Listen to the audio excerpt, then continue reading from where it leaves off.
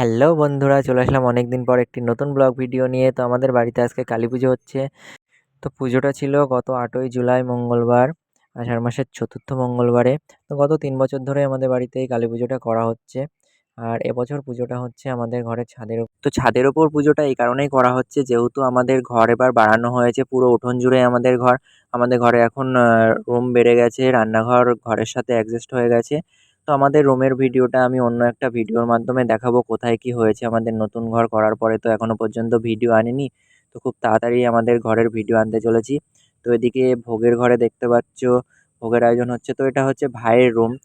ভাইয়ের রুম এখন ঠাকুর ঘর ওখানে আছে আমাদের। তো ওপরে ছাদে সবাই জোগাড়যন্ত্র করছে পুজোর। আর এদিকে দেখো পুজো মাঝপথে তখন আমরা প্রদীপ জ্বালাচ্ছি। আর ওদিকে নিচে খাওয়া দাওয়ার ব্যবস্থা করা হয়েছে। আমাদের বাড়িতে গত 3 বছর ধরে এই কালী পুজোটা করা হচ্ছে।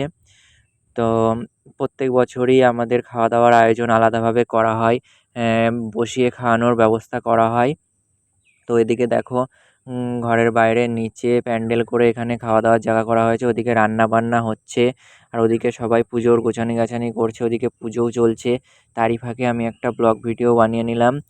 তো তোমরা সকলে আমার ভিডিওগুলো দেখতে থাকো আর আমার চ্যানেলটিকে সাবস্ক্রাইব করে পাশে থেকো।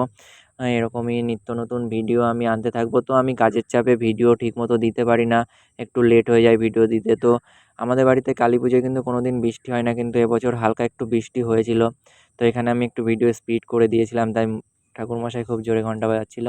তো এখানে দেখো ভোগের ঘরে সকলে মিলে ভোগের আয়োজন করছে।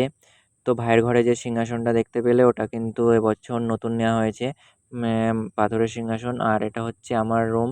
আমার রুমটা একটু এক ঝলকে দেখিয়ে দিলাম। তো আমার রুমের একটি আলাদা ভিডিও আমার চ্যানেলে দেয়া আছে, সকলে আমার চ্যানেলে গিয়ে দেখে নিও। আজকের মতন টাটা, দেখা হবে নেক্সট ভিডিওতে।